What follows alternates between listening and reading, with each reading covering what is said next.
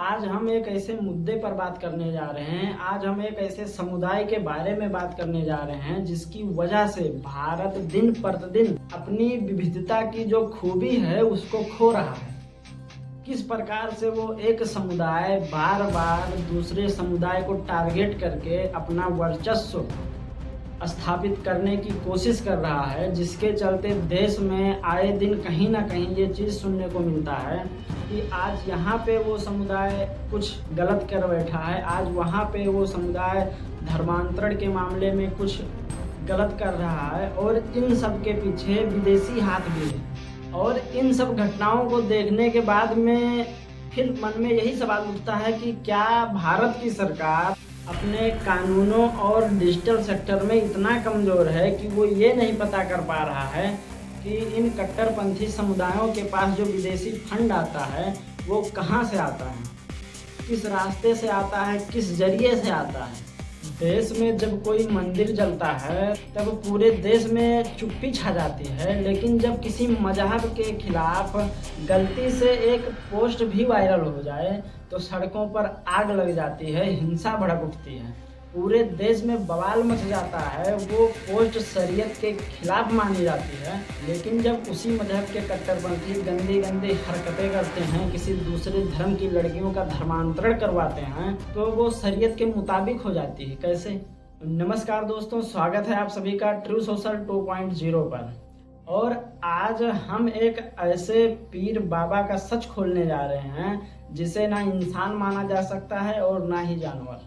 उत्तर प्रदेश के बलरामपुर जिले में उतरौला बाजार से एक बाबा पकड़े गए।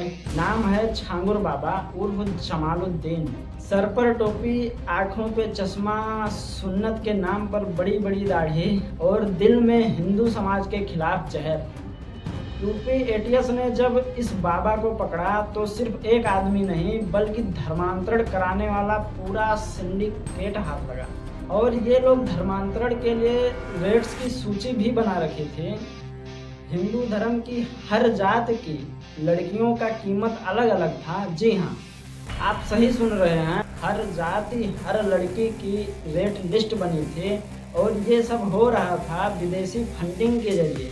जी हाँ, 100 करोड़ रुपए तक की रकम बाहर विदेश से आई ताकि भारत की बेटियों का धर्म बदला जाए और समाज का डीएनए बदल दिया जाए, हिंदू धर्म को मिटा दिया जाए। एटीएस के मुताबिक इन जिहादियों के झांसे में पड़कर ये लड़कियां सिर्फ हिंदू धर्म ही नहीं छोड़ रही थी बल्कि बॉर्डर पार करके इस्लामिक देशों में भी जा रही थी।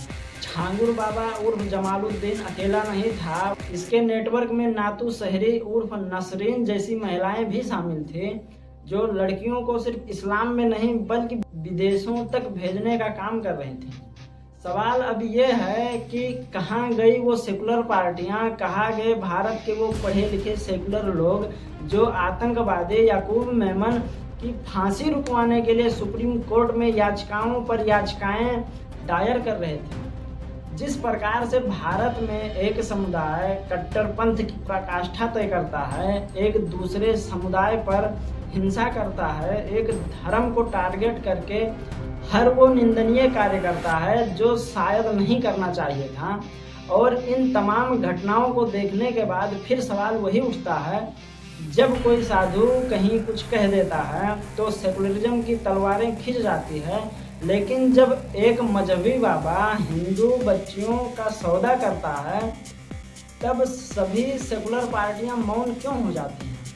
क्यों सभी पढ़े लिखे सेकुलर अंधे हो जाते हैं? एक मजहबी बाबा और एक आतंकवादी के लिए मानवाधिकार का हवाला देने वाले आज चुप क्यों हैं?